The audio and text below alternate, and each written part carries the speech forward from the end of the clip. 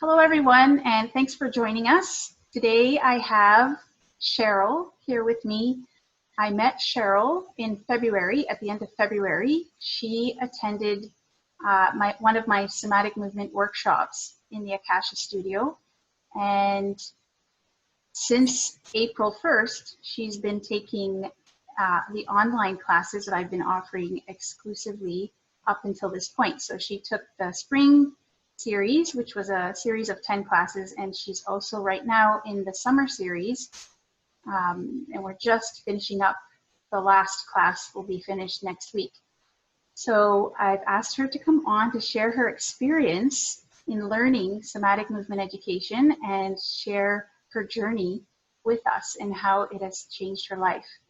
Welcome, Cheryl. Tell us a little bit about yourself and how you found out about somatic movement education. Thank you. I'm 73 years old. I was born and raised in Nova Scotia in a small fishing village. I will tell my story, and then I can explain how I came to somatics, because the whole story is important. When I was 12 years old, we moved from the South Shore to Kingston, which was in the Annapolis Valley beside Greenwood Air Force Base. 2 years later, my father was going to the doctor for some problems with his back. He was being prepared for surgery, and this was about 2 weeks before Christmas. So he went to the doctor's office, and he dropped dead in the doctor's office of an apparent heart attack. And at that time, they didn't do autopsies, so that was the only thing we knew. He was never diagnosed with heart problems. And I would have to say that up until that point, I had lived a fairly idyllic life. But with his death, my whole world was shaken. I would say that to me, it was like that was reality then, and before it was just a dream. So that's how I saw it as, so this is what the real world is. And how old were you? I was 14. Wow. It was that sudden. Yeah, it was just like he left, he kissed, because I have a brother and a sister, and my sister was gone. She was out on her own then. And he kissed me goodbye. It was just, and it was, which was unusual because normally he didn't do that. And he just never came back. Wow. So, yeah, that was, the thing with that too was I never, ever, ever saw my mother cry.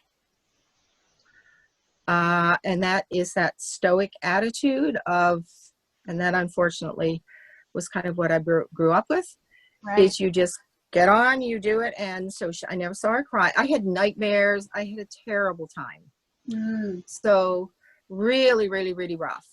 But I did have to go for a bit of counseling.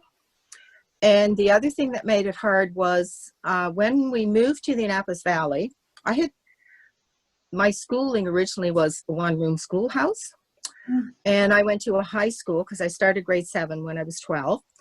I went to a high school of 900 students. So that in itself was a major adjustment. Yeah. And then with his death, it was like, yeah, just really, really, really bad. And then a year or so after his death, I had a gymnastics accident and I went down on my tailbone. And they were actually going to put me in a body cast, but realized that they felt that there was some kind of a compression fracture in my spine, like up higher. Okay. And so nothing was done, but I was okay after that. After about a year, there was, no problems. So I ended up going to university in Kingston, Ontario. I went to Queen's because my sister lived there. And I bring this in, the reason I'm saying this is because in my third year, early spring, I met this fellow student. He was a law student, and I was in arts. I was in English and languages. We fell in love. We had a whirlwind romance, got engaged, and instead of graduating, I was engaged and we were getting married that summer. So both of us actually did not complete our studies.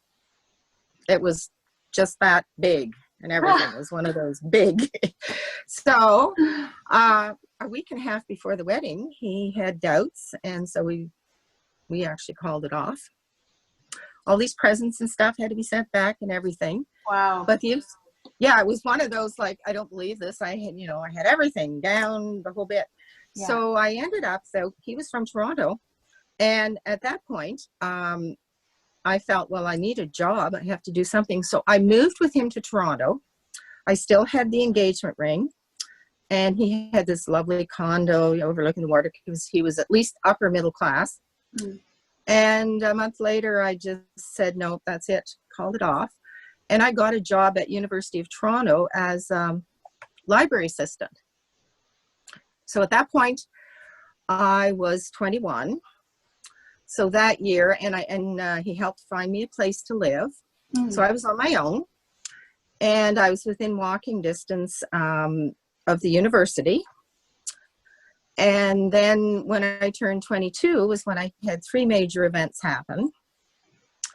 I was sexually assaulted on a date. And at that time, if you weren't raped, you just did not consider it as anything at all. It was just, so I buried it. It was like it never happened. Mm-hmm. It just did not happen. Never saw the guy again.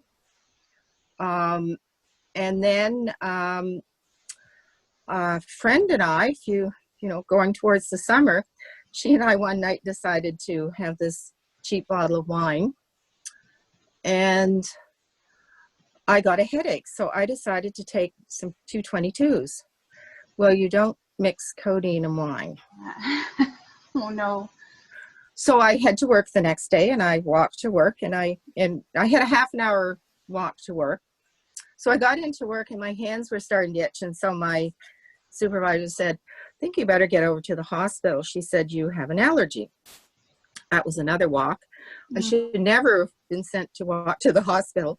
I broke out in giant hives. And when I say giant, I mean giant. My hands swelled up, my face, my whole body. By the time I got to the hospital, I could barely move. And instead of sending me to emergency, they sent me up to dermatology, which was bizarre. I'm up in the waiting room. Everyone is looking at me like, what is this creature? And then all of a sudden, I just started, I was passing out. I was dying because my throat was going closed. Right. Well, then they got me in emergency pretty quickly, and gave me adrenaline, and sort of it was really, really, really scary. Wow. It really was. So the funny thing though was that because this was so unusual, they had never seen giant hives like this before. So they had all the nurses and interns, whoever was around, come and look at this person who had this case of giant hives. So I was a specimen. It was really bizarre. And here I was was just barely alive. So they, after they stabilized me, they sent me home in a taxi. And of course, for three days, I had to stay home. But it was, as I said, very scary. Mm-hmm. It was just, and then of course the other thing, that summer I went back to Kingston to my sister's because her baby was being born. And that's where I met the man who was to become my husband. So I ended up going up flying with him because he was an electrician, but he was also a pilot. Mm. And so for the fall, we would go back and forth. He would come up to Toronto a lot because it wasn't that far between Kingston and Toronto. And then at Christmas, this was where I told you about the crash. My brother and my mother came up from Nova Scotia, everyone to see the baby. Mm. And we all went out flying. So there were 4 of us. It was my the man who was to be my husband and me up front, and my brother and my mother behind me. We had a really great flight. We were coming into land, and somehow the gauges were reading wrong. We ran out of gas, out of fuel. Wow. So therefore, we had to glide in. We just got over this huge grove of trees, so we could all see the runway ahead, but we knew we wouldn't make it. But I mean, the field was supposedly all cleared and you could just, you know, bump along. Mm-hmm. Well, unfortunately, we hit the only tree in the whole field. And it was on my side. It practically tore the wing off the airplane, and the landing gear was crushed up. I was flung into the cockpit. I was wearing glasses. They were flung off.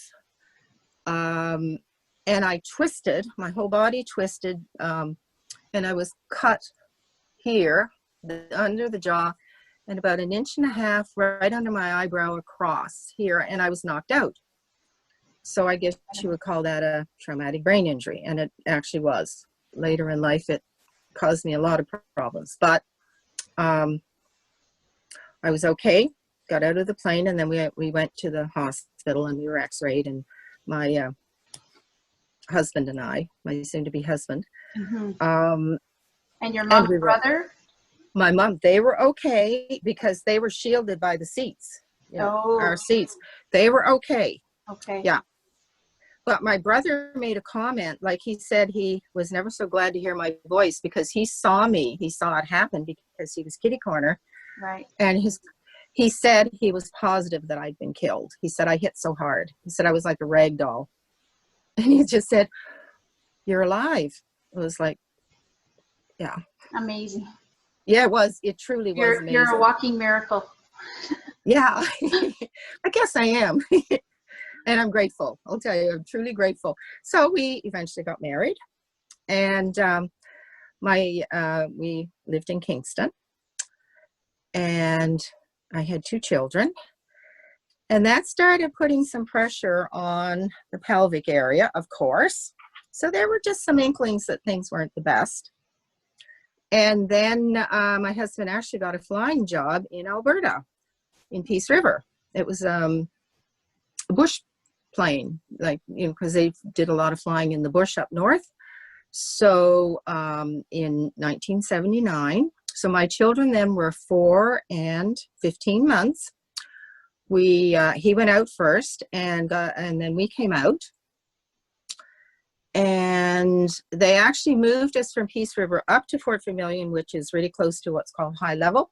We were really in the bush there. Small little village, mostly indigenous. There weren't many white people, but it was kind of neat by the river, Peace River. And September of that year, so I moved up with the children the day before Mother's Day. September the 26th, my husband was killed in a mid-air collision. And there were 2 planes. Somehow they were actually twin engine planes, and my husband was with one pilot in one plane, and then there was a guy in the other. And somehow they collided, and the plane that my husband was in went down, and it was near the Peace River in the Muskeg, and it took 18 days to find it. Incredible. So, yeah. And I searched every other day. I went up in the plains, which was, now I wonder how I ever did it, really. But I was young then. And how old were your children? My children, well, they were 15 months and 4 when it happened. Wow. Yeah. That was there. So when that was all settled, I decided to stay in Alberta. And then I moved down to Peace River the next spring with my children. My mother actually came out during the search from Kingston and decided to stay. Mm-hmm. So she stayed with me and helped me with the kids. And then we were in Peace River for 7 years and settled there. And that was where I mentioned that I had been a lay bereavement counselor. I had another incident. 2 years after my husband's death, I met this really incredible man. Unfortunately, he had some psychological problems. He was an adult child of an alcoholic, and he was seeing a psychiatrist, and he committed suicide. He ended up committing suicide. Wow. So I knew him for 10 months. That's all. My children really, really liked him. That was tough. Mm. So that alone was, and that was when after that, about a year after that, I had a friend in Peace River, and we decided to set up a bereavement group, which we did. Mm. And we also ended up, before I moved from Peace River, further south, we set up the palliative care unit at the Peace River Hospital. So that was where I met that I was a lay bereavement counselor.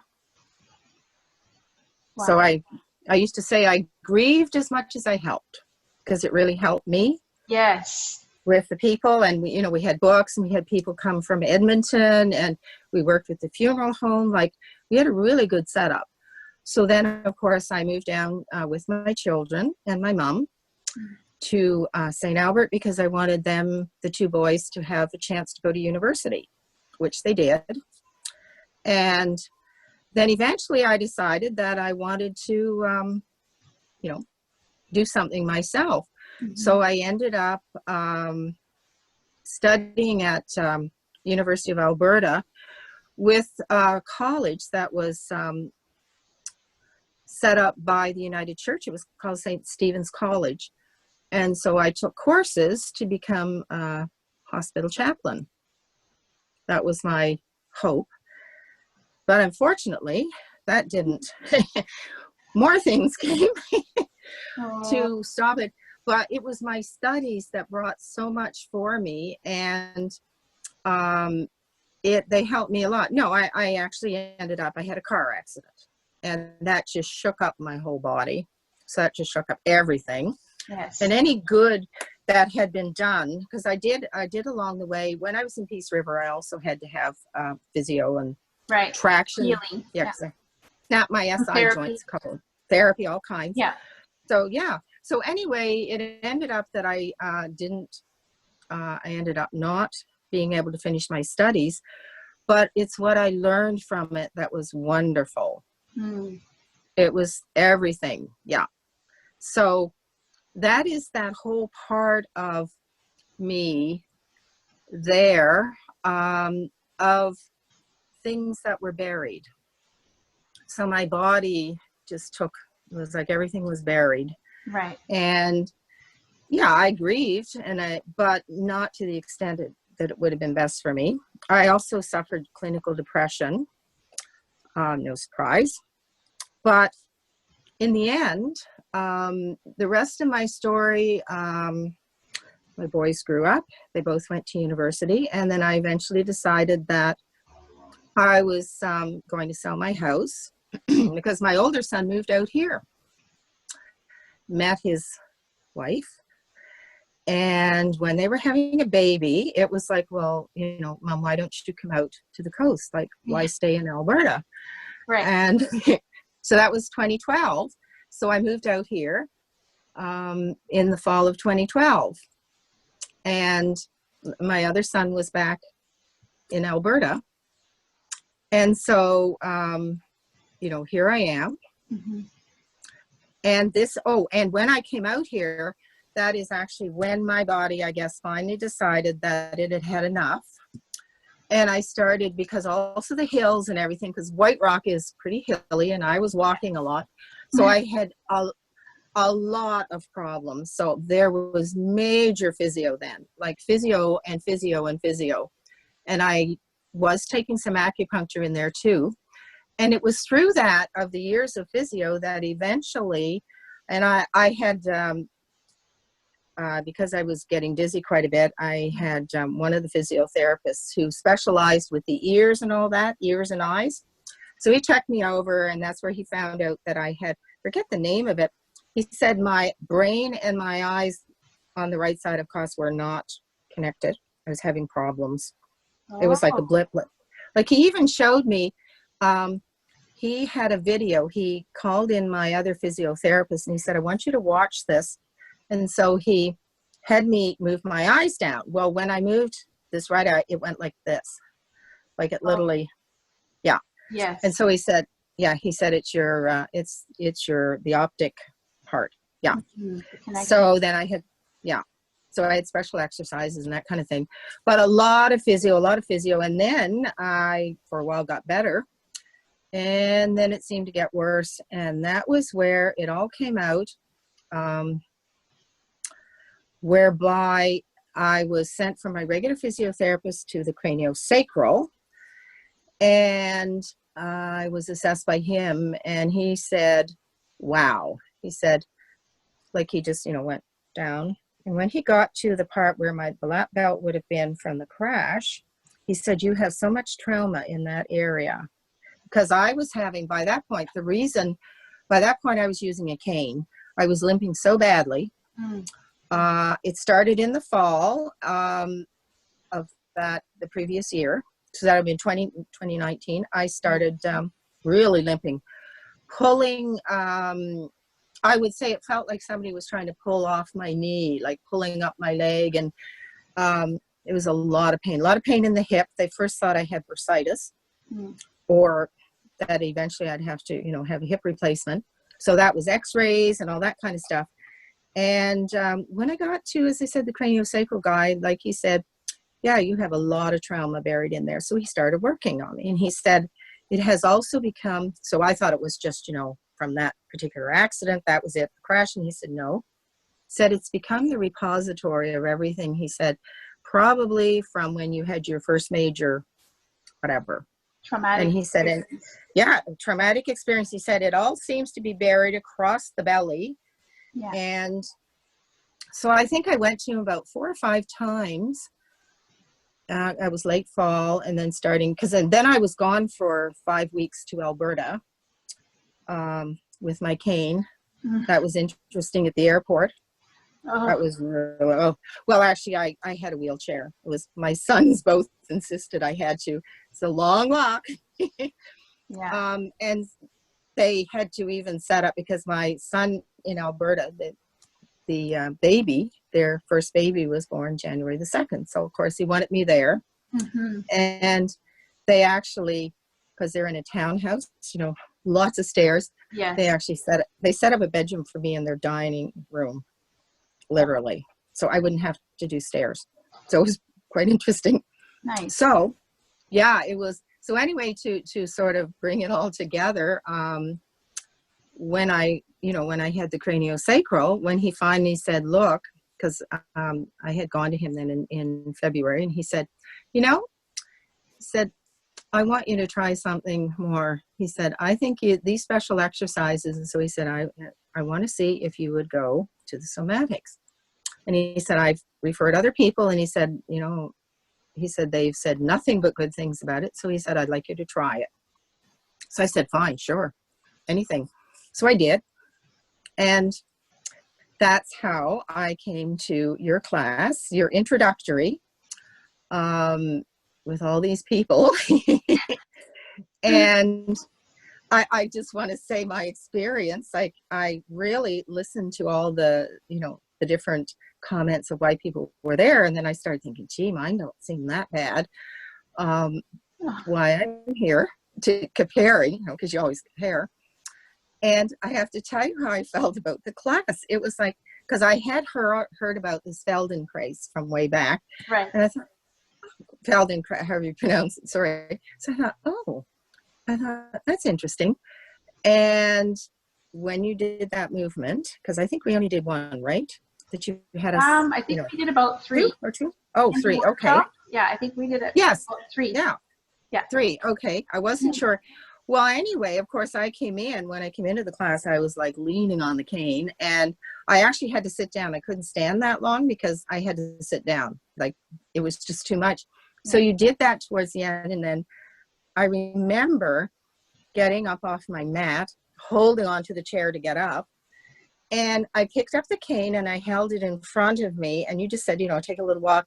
And so I just kind of looked ahead and I started walking, and I walked this little amount and came back. And you were saying, oh my God, you're not using your cane. It was like one of those. And I thought, oh no, I'm not. And then of course I had to use it.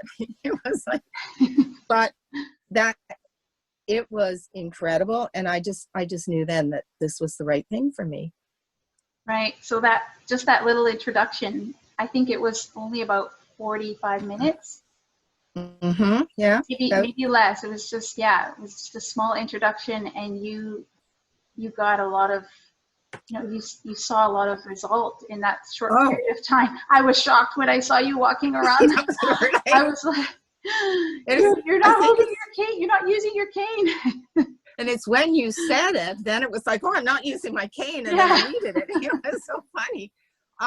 No, I was very impressed. I just knew. It was one of those, I just knew, my body knew that this was the right thing. So would you say that was one of the, like, the moment that struck you, or was that the most impactful that kind of led you into taking action? Oh, yes, because I, having to use a cane just was not in my toolbox, if you want to call it. Because of course I couldn't do stairs. And that was another thing. My family here, they're in a split level. And I was just, this is just not going to work. So, and because it wasn't like the hip joint itself, as we found out, that it was not that from the x-rays, it was, first, as I said, they thought it was bursitis. It was like, I felt like I was given a lifeline. And it's like, it's, what are you going to do with it, kind of thing. It was up to me. And I was just blown away by it. And then I just thought, I have to do this. I have to do it. Yeah. There was no other word. It was like, this is like my thing. Yeah. What would you say was the biggest factor that contributed to your success? I'll have to laugh about this one. It was,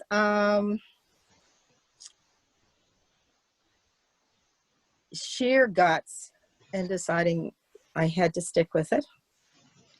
And yeah, it was just like, I knew it was the right thing. But I was so surprised at the small movements. That's what I couldn't quite understand, was how small, really tiny movements could generate so much. Yes. Yes. And then that's one of the somatic principles. I couldn't believe it. It was just like, how can this, how can I do it? And then of course, as we started the classes, each time, and I did, for the first set, I did do exercises in between with the beginners. Slowly, I started to see a lessening of the pain. And it was sort of like, and I remember the first time that I decided to walk around in my condo without my cane, which was big because I always had it beside my bed when I get up. Yeah. And then of course it was almost like, then I would forget where I left it. And that kept happening. And I just thought, oh, maybe that's telling me something. Yeah. Because I would like, where's my cane? It was then I was becoming, oh, what am I going to do because I can't find it? And then you would say, remember when you'd have us walk around? Right. Well, after a while I could walk a little bit. And it was very gradual going without the cane. And truly now I cannot remember when I last used it. I seriously can't. A month and a half ago, 2 months, something like that. Anyway. Amazing. I leave it in my car when I go out. And last weekend, I was out with my family. We were in Crescent Beach. We went way, way, way, way out on a sandbar.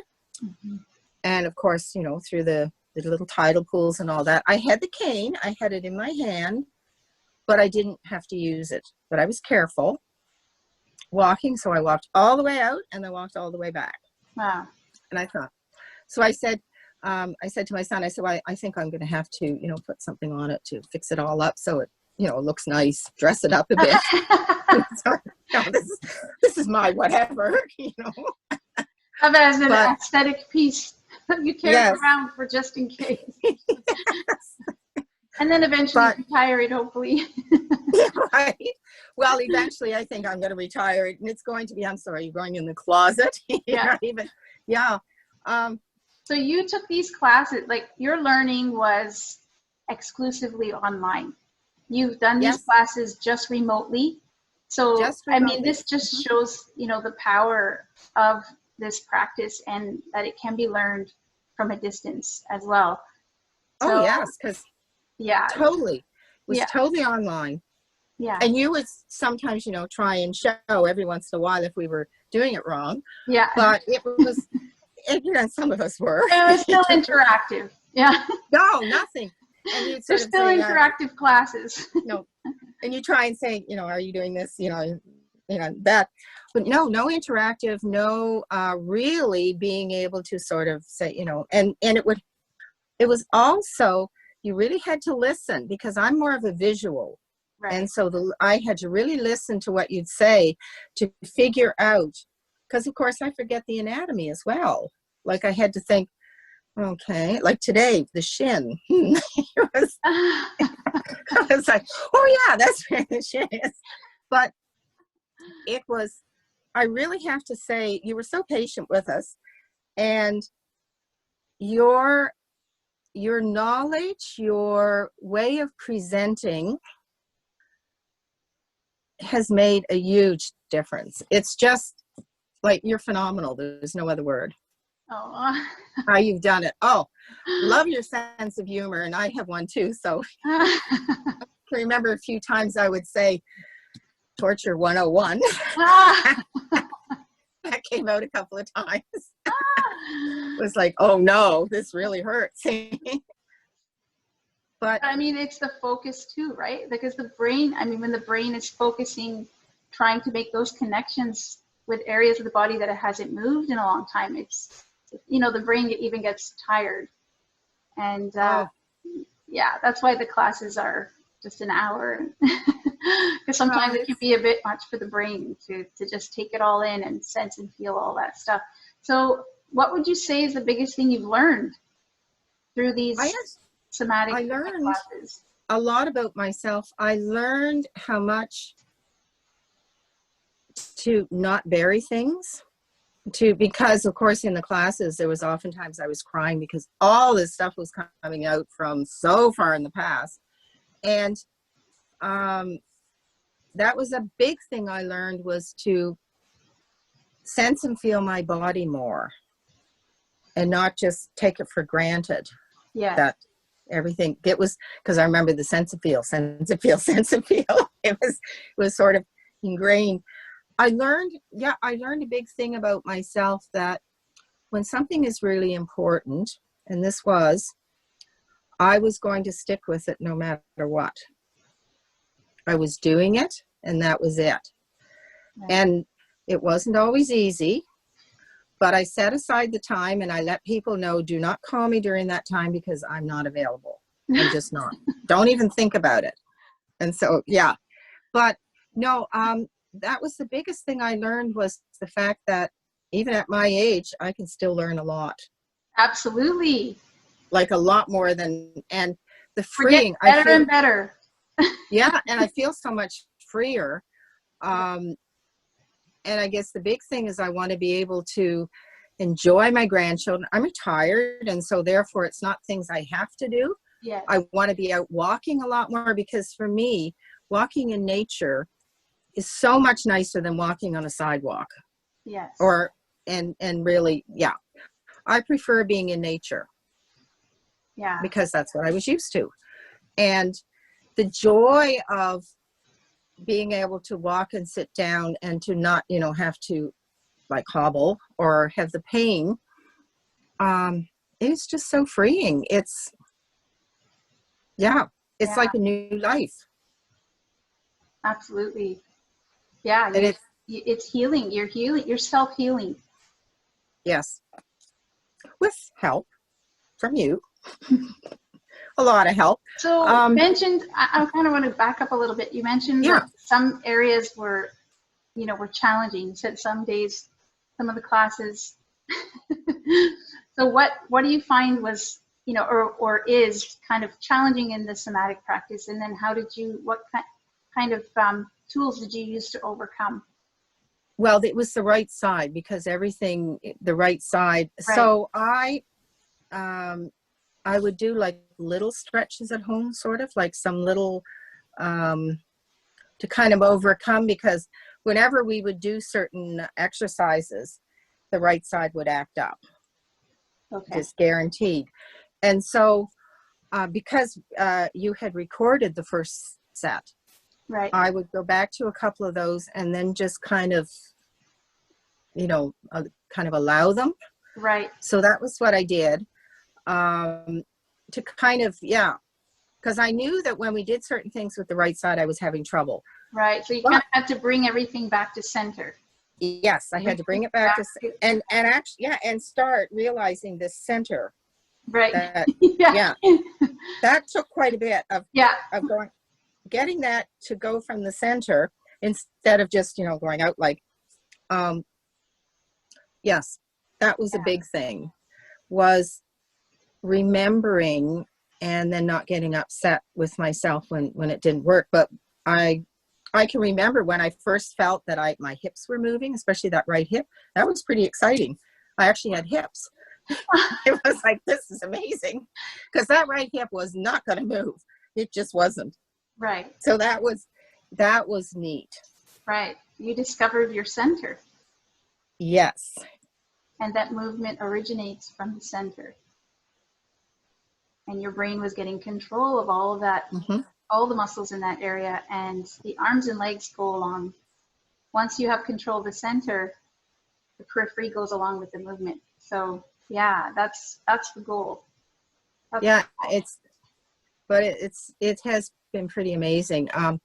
It's been so freeing. I think that is the biggest word that I would say, is I feel so much freer. Yes. And that's what this is all about, is movement and freedom, right? And also freedom.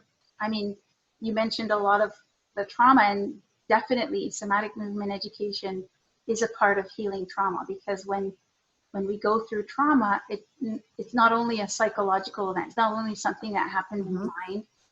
The body is a big sensory organ. It's taking in, and the physiology stores all of that energy. And whenever we're faced with something, either we're, the fight, flight, or freeze is getting, a lot of it gets frozen. And when you do these movements, you move that out. You release those energies that have been stuck in the nervous system.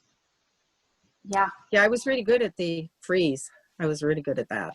Yeah. It was like, I would, if I would be told something I didn't expect, I would just immediately, and you don't even realize you're doing it. Yeah. But that is the biggest, I would say that is the biggest thing, with going through all of this is the awareness. The awareness. The awareness of the body and the brain, and that when you're being aware of certain movements, like how you're sitting, how you're acting, and obviously people have noticed that I'm doing so much better. They have remarked, especially my son, who's out here. He just said, "Wow, he couldn't believe how well I'm walking." And my friend back in St. Albert, who's most interested.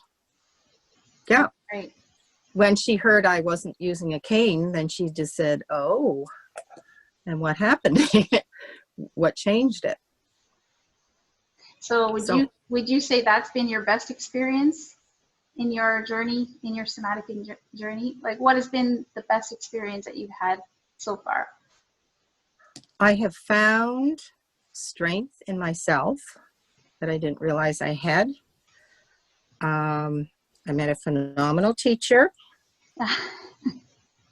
It's also the camaraderie, the fun that we've had. It's the best experience would be coming home to myself, the real self. That's a great way to put it. That I'm finally uncovering. Yeah, that's the best way to put it, is coming home to myself, which I had lost a long time ago through a lot of trauma. Yes. And just had to do and had to get along and didn't realize how much I was burying. Yeah. That's, yeah. So it's, yes, coming home to me. Yes. Freer me. Yes. So your course here has given me such a gift. And I would say you were a gift as well. Aw, thank you. I am so grateful to have been recommended to the class.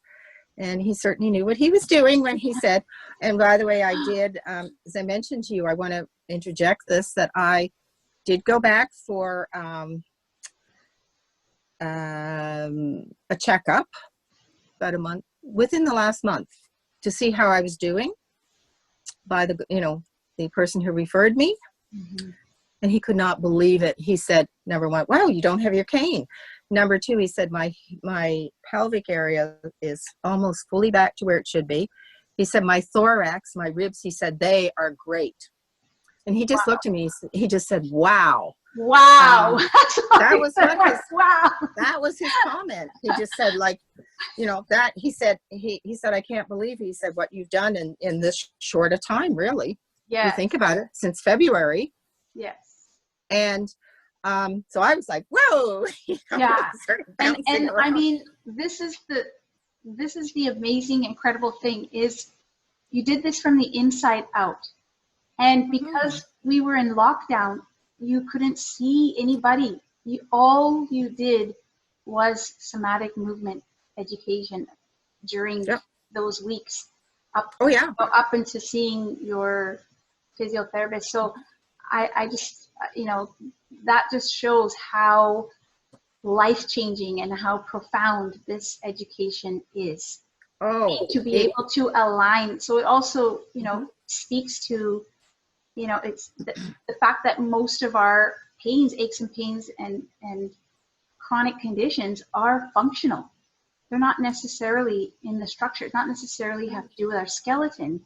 It's actually our structure, the muscles pulling, going into these contracted reflex patterns and pulling the skeleton into these positions that are painful. And then also because the muscles are contracted habitually over time, that's what causes the pain. They're contracted over time and they're tired. They're already fatigued. So when you go to do something, you're feeling fatigued and weak, because how would you flex a muscle that's already contracted? You can't flex anymore. There's no more power because it's already flexed. So that's another, it's just amazing. It is truly amazing. Amazing. I'm just like, I want to go out and dance and jump around, but I won't. Yeah. Not yet. No, not time to do that yet. Share with us what's next. What are your future plans? Well, my younger son is just getting ready to sell their townhouse, and they're going to be moving out here. He's a teacher, and he's hoping to get on with Delta School Board. Nice. He's had an interview and stuff. So they are moving out. And so I will be able to spend time with my 7-month-old grandson. So I'm going into grandma mode again.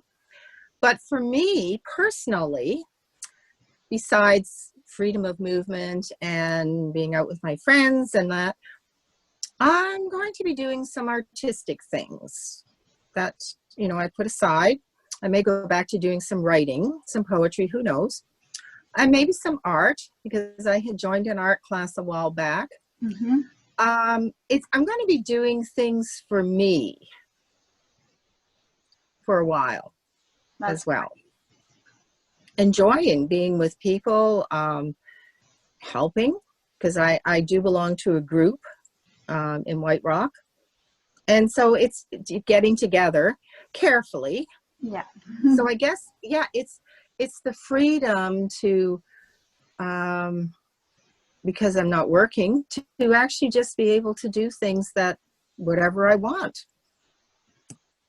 Like, especially with the movement, with being able to move and, not travel right now. That's not really, not right now. No. I mean, because I was going back and forth to Alberta a lot. Yeah. For my friends and my son there, but now that they're going to be moving out this way, that will make a difference. So that's what it is, Teresa. It's freeing me in a whole different way. Yes. Yeah, it's just a whole different way. I mean, I feel lighter. I feel much lighter, even from today's, which was interesting with the toes. And that was we laughed about that. I have to say it is only the big toes would move separately.